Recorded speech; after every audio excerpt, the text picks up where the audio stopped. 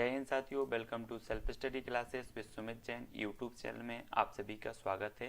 दोस्तों, ये हिंदी शिक्षा शास्त्र में ये जो पार्ट 11 है, इससे पहले 10 पार्ट अपलोड हो चुके हैं, वो जरूर देखें प्लेलिस्ट में। ठीक है, और आज हम 30 प्रश्नों पर चर्चा करेंगे जो कि हिंदी शास्त्र के मोस्ट इंपॉर्टेंट प्रश्न होंगे। ठीक है, तो आपकी जो एमपीटेट वर्ग 3 है या फिर सीटीईटी का एग्जाम है या रीट का एग्जाम है, उनमें शिक्षा शास्त्र जरूर पूछी जाती है। ठीक है, तो शिक्षा शास्त्र से संबंधित ये अभ्यास जो है अपना निरंतर जारी रहेगा। सभी लोग वीडियो को लाइक करेंगे और जिन्होंने भी चैनल को सब्सक्राइब नहीं किया है वो सब्सक्राइब कर लेना। और जो भी अभी तक टेलीग्राम ग्रुप से नहीं जुड़े हैं, टेलीग्राम ग्रुप से जुड़ जाना दोस्तों। टेलीग्राम ग्रुप से जुड़ने के लिए आपको टेलीग्राम ऐप डाउनलोड करना है, फिर उसमें सर्च करना है IAS स्टडी ट्रैक और ज्वाइन हो जाना है। ठीक है, तो स्टार्ट करते हैं दोस्तों। आज का ये वीडियो आपको 4 विकल्प के माध्यम से एक उत्तर बताना होता है विकल्प में, तो सभी लोग एक उत्तर बताएंगे। तो आज का वीडियो स्टार्ट होता है। तो आपके सामने प्रश्न है, मूल्यांकन किसी की शक्ति तथा कमजोरी उसकी कमियों और अच्छाइयों का दर्पण है। ऊपर दिया गया जो कथन है वो किसका है? मूल्यांकन किसी की शक्ति तथा कमजोरी उसकी कमियों और उसकी अच्छाइयों का दर्पण है। ये कथन किसका? मार्क्स और बिंगो का, मॉन्टेसरी का, वुडवर्थ का या फिर पावलाव का? एक कथन बताना, एक कथन किसका है। अगर आपको पता है तो कमेंट में लिखें, और नहीं पता है तो इसका जो उत्तर हो जाएगा वो मॉर्स और बिंगो। मॉर्स और बिंगो का कथन है। इन्होंने कहा कि मूल्यांकन किसी की शक्ति तथा कमजोरी उसकी कमियों और अच्छाइयों का दर्पण है। किसने? मार्स और बिंगो ने कहा। ठीक है, तब आपका 1 नंबर जो है वो बिल्कुल सही हो जाएगा। अगला क्वेश्चन देख लो दोस्तों, पराजित पीढ़ी के नाम किसके द्वारा रचित निबंध है? हमें बताना है पराजित पीढ़ी के नाम किसके द्वारा रचित निबंध है। तब आपका जो आंसर हो जाएगा वो क्या होगा? उत्तर होगा रविंद्रनाथ त्यागी, यानी कि जो विकल्प नंबर आपका 3 है वो बिल्कुल सही हो जाएगा। अगला क्वेश्चन है, एक ही कक्षा में कोई छात्र शुद्ध लेखन करता है और कोई अशुद्ध लेखन करता है, तो यह सिद्धांत है।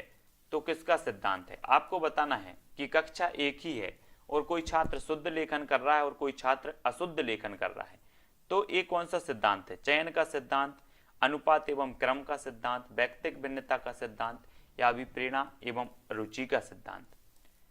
प्रश्न क्रमांक 3 और 4 विकल्पों में से आपको उत्तर बताना है। तब आपका जो राइट आंसर हो जाएगा वो क्या हो जाएगा दोस्तों? वो हो जाएगा व्यक्तिगत भिन्नता। व्यक्तिगत भिन्नता का सिद्धांत, यानी कि जो आपका विकल्प नंबर 3 है वो बिल्कुल सही हो जाएगा। ठीक है, अगला क्वेश्चन है, शिक्षण को प्रभावशाली बनाने वाली सामग्री है तो कौन सी है? उपरोक्त सभी, केवल ब्लैक बोर्ड, केवल पाठ्य पुस्तक या फिर मानचित्र? तो शिक्षण को प्रभावशाली बनाने वाली जो सामग्री है वो क्या है? तो ब्लैक बोर्ड भी है, पाठ्य पुस्तक भी है, मानचित्र भी है, यानी कि जो उपरोक्त सभी है। 1 नंबर आपका बिल्कुल आंसर सही हो जाएगा। अगला क्वेश्चन है साथियों, शिक्षण विधियों का प्रयोग करते वक्त बच्चों की किन बातों का विशेष ध्यान देना चाहिए? तो बच्चों की कौन सी बातों पर विशेष ध्यान देना चाहिए? कठिनाई पर, त्रुटियों पर, रुचि पर या उपरोक्त सभी पर? तो शिक्षण विधियों का प्रयोग करते समय बच्चों की किन बातों का जो है विशेष ध्यान रखना चाहिए? तो सभी का, यानी कि कठिनाइयों का भी, त्रुटियों का भी और रुचि का भी। वो प्रयुक्त सभी आपका बिल्कुल सही हो जाएगा। अगला क्वेश्चन है दोस्तों, लेखन में किस प्रकार की अशुद्धियां होती हैं? उपरोक्त सभी, केवल वर्तनी, वाक्य रचना या फिर ब्राह्म चिन्ह से संबंधित? तो लेखन में किस प्रकार की अशुद्धियां होती हैं आपको बताना है। प्रश्न क्रमांक 9 का उत्तर, और जल्दी से कमेंट में लिखें अगर आपसे बनता है। तो इसका जो सही उत्तर हो जाएगा वो हो जाएगा उपरोक्त सभी, यानी कि वर्तनी संबंधी भी, वाक्य रचना भी संबंधी और ब्राह्म चिन्ह संबंधी भी अशुद्धियां होती हैं। अब आपको बताना है इनमें से कौन सी विशेषता रेडियो नाटक की है। रेडियो नाटक में ध्वनि और शब्द की प्रमुख साधन होते हैं। रेडियो नाटक में एक ही पात्र होता है। रेडियो नाटक में व्यंग्य की आवश्यकता नहीं होती, या रेडियो नाटक में संगीत आवश्यक नहीं होता। तो आपको बताना है कौन सी विशेषता रेडियो नाटक की है। तो क्या हो जाएगा आपका आंसर? आंसर हो जाएगा रेडियो नाटक में ध्वनि और शब्द की प्रमुख जो है साधन होते हैं, यानी कि जो आपका विकल्प नंबर 1 है वो यहाँ पर सही हो जाएगा, 1 नंबर। ठीक है, तो बताना है दोस्तों, अच्छी पाठ्य पुस्तक के गुण नहीं है बताना है। कलात्मकता, छात्रों में जिज्ञासा उत्पन्न करना, भाषा विज्ञान का क्लिष्ट होना या संपूर्ण पाठ्यक्रम व्यवस्थित ढंग से संग्रहित होना? तो अच्छी पाठ्य पुस्तक के गुण कौन सी नहीं है? प्रश्न क्रमांक 12 का उत्तर बताना है और 12 का उत्तर क्या हो जाएगा? भाषा का क्लिष्ट होना, यानी कि जो आपका विकल्प नंबर 3 है वो आपका बिल्कुल सही हो जाएगा। ठीक है, अच्छी पाठ्य पुस्तक के गुण नहीं है भाषा का क्लिष्ट होना। अब अगला क्वेश्चन है दोस्तों, अवधि किस भाषा वर्ग की बोली है? अवधि भाषा बताना है आपको, पश्चिमी हिंदी, राजस्थानी, पहाड़ी हिंदी या पूर्वी हिंदी। तो अवधि किस भाषा वर्ग की बोली है? तो आपका उत्तर क्या हो जाएगा? पूर्वी हिंदी, यानी कि जो विकल्प नंबर आपका डी है वो सही हो जाएगा, है ना। मैंने कई बार आपको कोड बनाया है कि अब छत्तीसगढ़ी, आ से अवधि, बा से बघेली और छत्तीसगढ़ी, ये पूर्वी हिंदी की जो है बोलियां हो जाती हैं। अगला क्वेश्चन है दोस्तों, किस श्रेणी के निबंध गंभीर, मनन और बौद्धिक चिंतन से युक्त होते हैं? तो किस श्रेणी के निबंध होते हैं? संश्लेषणात्मक निबंध होते हैं, विश्लेषणात्मक निबंध, वर्णनात्मक निबंध या विचारात्मक निबंध? आपका प्रश्न है किस श्रेणी के निबंध गंभीर, मनन और बौद्धिक चिंतन से युक्त होते हैं? तो किस प्रकार के निबंध होते हैं? 4 विकल्प हैं, 4 में से चयन करना है। तब आपका राइट जो आंसर हो जाएगा वो क्या हो जाएगा? विचारात्मक जो निबंध होते हैं वो गंभीर चिंतन और मनन, बौद्धिक चिंतन से संबंधित या युक्त होते हैं। ठीक है, अगला क्वेश्चन है दोस्तों, मौखिक अभिव्यक्ति का उदाहरण नहीं है? अंत्याक्षरी, पत्र लेखन, घटना वर्णन या चुटकुले सुनना? तो मौखिक अभिव्यक्ति का उदाहरण नहीं है हमें बताना है। तब आपका राइट आंसर क्या हो जाएगा? तो आपका बिल्कुल सही आंसर क्या हो जाएगा? पत्र लेखन। पत्र लेखन ये मौखिक अभिव्यक्ति का उदाहरण नहीं है, यानी कि जो विकल्प नंबर आपका 2 है वो यहाँ पर बिल्कुल सही हो जाएगा। ठीक है, अगला क्वेश्चन है, भाषा विकास का दूसरा चरण है सुनना, पढ़ना, लिखना, पढ़ना, बोलना या फिर लिखना? तो आपको बताना भाषा विकास का दूसरा चरण कौन सा है। अगर आपसे बनता है तो कमेंट में जरूर लिखें। प्रश्न क्रमांक 29 का जो आंसर हो जाएगा साथियों वो क्या होगा? बोलना। बोलना यानी कि जो विकल्प नंबर 3 है ये भाषा विकास का दूसरा चरण माना जाता है, बोलना। ठीक है, 3 नंबर आपका बिल्कुल सही आंसर हो जाएगा। अगला क्वेश्चन है, भाषा शिक्षण में मूल्यांकन की आवश्यकता पड़ती है? उपरोक्त सभी, यानी कि छात्रों की असफलता को जानने में, छात्रों की क्षमता और कमजोरियों को जानने में, या फिर शिक्षण प्रक्रिया को सफल व प्रभावी बनाने में? तो भाषा शिक्षण में जो मूल्यांकन की आवश्यकता पड़ती है वो विकल्प नंबर जो 1 है वो बिल्कुल सही हो जाएगा, है ना। इन सभी में पड़ती है। ठीक है, तो 1 नंबर आपका बिल्कुल सही होगा। अगला क्वेश्चन है, भाषा शिक्षण के बोलचाल के सिद्धांत द्वारा भाषा सीखने में कम समय लगता है, भाषा सीखने में अस्थिरता होती है, भाषा सीखने में कठिनाई होती है, भाषा सीखने में अधिक समय लगता है? तो भाषा शिक्षण के बोलचाल के सिद्धांत द्वारा क्या होता है? ये 4 विकल्प हैं और 1 का चयन आपको करना है। तो उत्तर बताएं कमेंट में 1, 2, 3 लिख करके क्या हो जाएगा इसका सही उत्तर। तब आपका बिल्कुल सही आंसर हो जाएगा दोस्तों, भाषा सीखने में कम समय लगता है, यानी कि जो विकल्प नंबर 1 है वो आपका बिल्कुल सही आंसर हो जाएगा। अगला क्वेश्चन है, रेडियो उदाहरण है इनमें से कोई नहीं? दृश्य श्रव्य सामग्री, दृश्य सामग्री या फिर श्रव्य सामग्री? तो रेडियो किसका उदाहरण है? प्रश्न क्रमांक 32 का आंसर बताना है। तो आपका उत्तर क्या हो जाएगा? तो सभी लोगों को पता है कि रेडियो जो है वो श्रव्य सामग्री, यानी कि जो विकल्प नंबर आपका 4 है वो यहाँ पर बिल्कुल सही आंसर हो जाएगा। अगला क्वेश्चन है दोस्तों, बच्चे भाषा का प्रयोग कैसे करते हैं? उपरोक्त सभी, केवल सुनकर, केवल लिखकर, केवल बोलकर या फिर उपरोक्त सभी? तो बच्चे भाषा का प्रयोग कैसे करते हैं हमें बताना है। तब आपका बिल्कुल सही आंसर क्या हो जाएगा? उपरोक्त सभी, यानी कि जो विकल्प नंबर 1 है वो आपका राइट आंसर हो जाएगा। ठीक है, बच्चे भाषा का जो प्रयोग करते हैं सुनकर भी करते हैं, लिखकर और बोलकर, सभी प्रकार से करते हैं। अगला क्वेश्चन है, निम्न में से कौन सा भाषा का तत्व नहीं है? भाषा का तत्व नहीं, बस भाषा असामाजिक होती है, भाषा ध्वनि मूलक होती है, भाषा एक व्यवस्था है या भाषा प्रतीकात्मक होती है? तब उत्तर बताना है आपको, निम्न में से कौन सा भाषा का तत्व नहीं है। तो उत्तर क्या हो जाएगा? कमेंट में लिखें आप। अगर आपसे बनता है तो कमेंट में जरूर लिखा करें। आपका उत्तर जो हो जाएगा वो कि भाषा असामाजिक होती है, ये भाषा का तत्व नहीं है, विकल्प नंबर 1। ठीक है, अगला आपको बताना है, निम्न में से मौखिक अभिव्यक्ति कौशल है? तो मौखिक अभिव्यक्ति कौशल कौन सा है? वार्तालाप, सत्संग, भाषण या फिर सभी? तो मौखिक अभिव्यक्ति कौशल आपको बताना है और 44 का आंसर बताना है। आपका राइट आंसर क्या हो जाएगा? आपका बिल्कुल सही आंसर होगा उपरोक्त सभी, यानी कि वार्तालाप भी मौखिक अभिव्यक्ति है, सत्संग भी है, भाषण भी है, तो आपका सभी बिल्कुल सही हो जाएगा। अगला क्वेश्चन है, निम्नलिखित विकल्पों में से व्याकरण से जुड़े शिक्षण उद्देश्य बताइए। व्याकरण से जुड़े शिक्षण उद्देश्य कौन सा है? केवल ज्ञान, केवल कौशल, केवल ज्ञान प्रयोग या उपरोक्त सभी। तो निम्नलिखित विकल्पों में से व्याकरण से जुड़े शिक्षण उद्देश्य बताइए, और शिक्षण उद्देश्य बताना है तब आपका उपरोक्त सभी हो जाएगा, यानी कि ज्ञान भी है, कौशल भी है और ज्ञान का प्रयोग भी है। अगला क्वेश्चन है, जॉन डीवी द्वारा समर्थित लैब विद्यालय के उदाहरण बताइए। तो जॉन डीवी द्वारा समर्थित लैब विद्यालय का उदाहरण कौन सा है? प्रगतिशील विद्यालय, जन विद्यालय, सामान्य विद्यालय या फैक्ट्री विद्यालय। तब आपका राइट आंसर क्या हो जाएगा? प्रगतिशील विद्यालय। ये जॉन डीवी द्वारा समर्थित लैब विद्यालय के उदाहरण हैं। अगला क्वेश्चन है, जो बच्चे जितना जल्दी बोलना सीखता है वह उतना ही जल्दी पढ़ता है, लिखता है, हंसता है या फिर सोचता है। आपको उत्तर बताना है। 4 विकल्प हैं, 4 में से सही उत्तर बताएंगे। तब आपका राइट आंसर हो जाएगा दोस्तों सोचता है, यानी कि 4 नंबर। जो बच्चा जितना जल्दी बोलना सीखता है वह उतना जल्दी सोचता है। 4 नंबर आपका बिल्कुल सही होगा। ठीक है। अगला क्वेश्चन, इनमें से भाषा शिक्षण की चुनौतियां हैं तो क्या हैं? केवल व्याकरण से संबंधित चुनौतियां, केवल पठन से संबंधित चुनौतियां या केवल लेखन से संबंधित चुनौतियां या उपरोक्त सभी। तो इनमें से भाषा शिक्षण की चुनौतियां हैं तो क्या हैं? प्रश्न क्रमांक 2 का आंसर बताना है। तो उपरोक्त सभी आपका बिल्कुल सही हो जाएगा, व्याकरण संबंधी भी, पठन संबंधी भी, लेखन संबंधी भी। तो आपका जो विकल्प नंबर 1 है वो बिल्कुल सही होगा।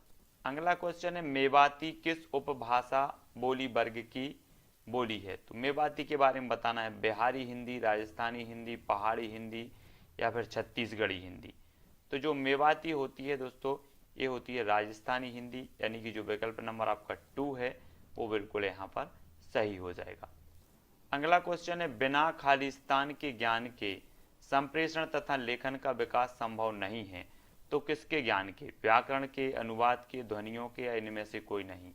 तो बिना खालिस्तान के ज्ञान के संप्रेषण तथा लेखन का विकास संभव नहीं है। तब आपको प्रश्न क्रमांक 13 का उत्तर बताना है। अगर आपको पता है तो उत्तर बताएं।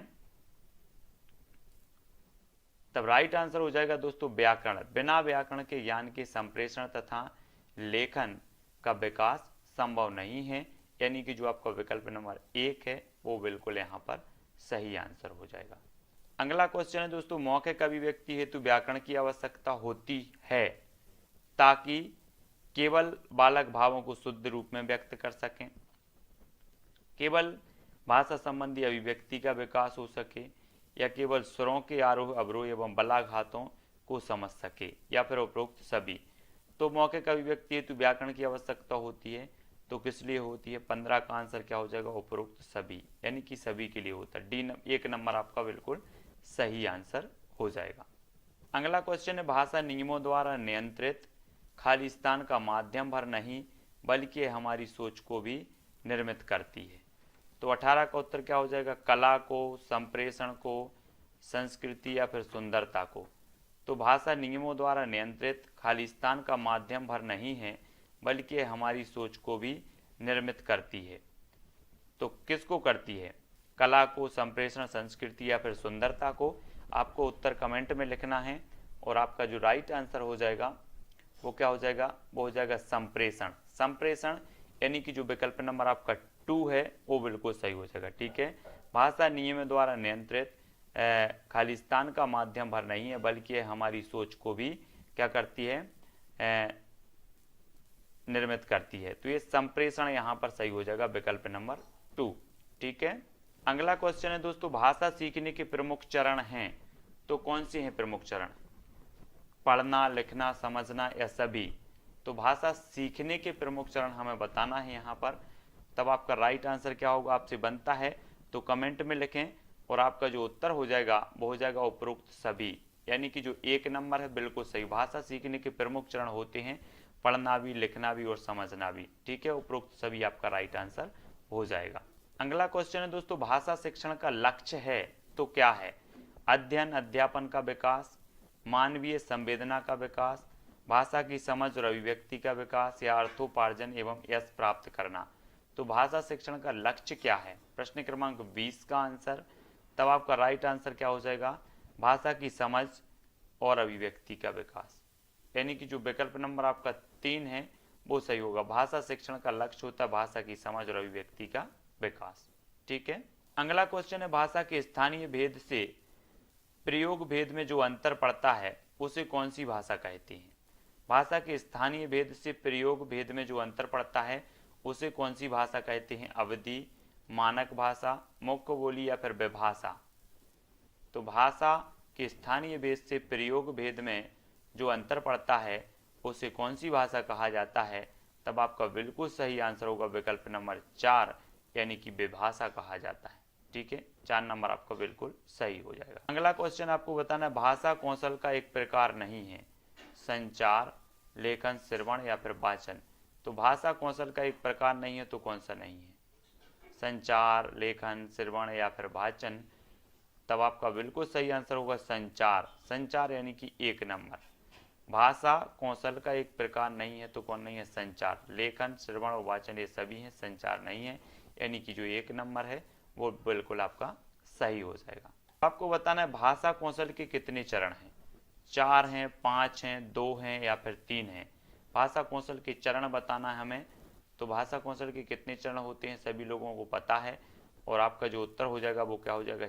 4, यानी कि जो 1 नंबर है वो सही होगा। भाषा कौशल के जो चरण होते हैं वो 4 चरण होते हैं, 1 नंबर राइट आंसर होगा।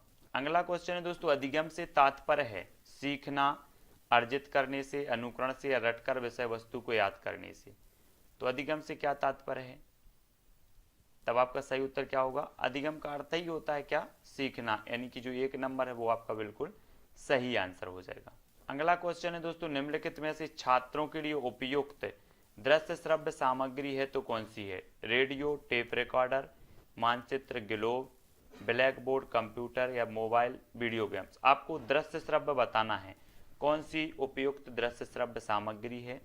तो 1, 2, 3, 4 इस प्रकार से आपको कमेंट में लिखते जाना है और अपना आकलन करते जाना है।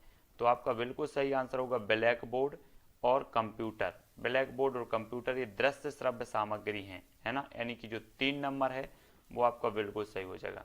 ठीक है, 3 नंबर। अगला क्वेश्चन है दोस्तों, सहायक सामग्री का जनक माना जाता है जॉनसन को, मॉन्टेसरी, प्याजे या फिर फ्रोवेल को। तो सहायक सामग्री का जनक किसे माना जाता है? प्रश्न क्रमांक 40, और आपका जो राइट आंसर हो जाएगा वो क्या हो जाएगा? फ्रोवेल।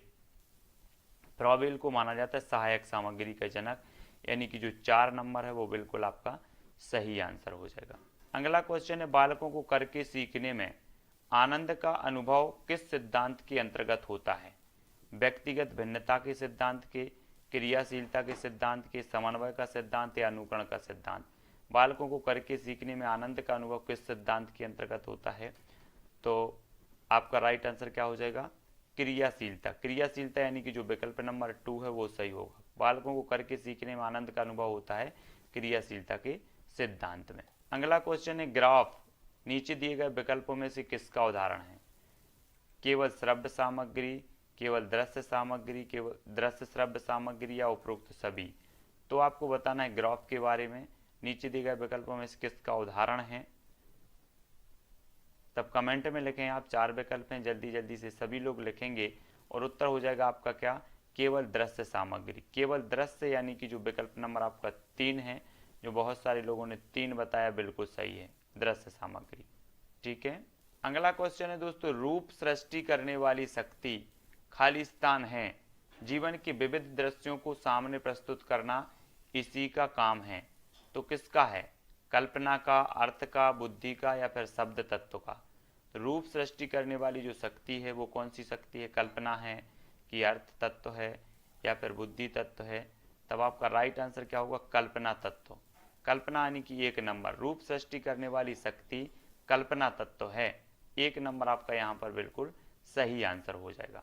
अगला क्वेश्चन है, हिंदीतर भाषी छात्रों की मातृभाषा को जानना शिक्षक के लिए आसान है, सामान्य है, चुनौतीपूर्ण है या फिर विशिष्ट है? तो हिंदीतर भाषी छात्रों की मातृभाषा को जानना शिक्षक के लिए क्या है? तब आपका राइट आंसर होगा चुनौतीपूर्ण। चुनौतीपूर्ण यानी कि जो विकल्प नंबर आपका 3 है वो बिल्कुल यहाँ पर सही हो जाएगा।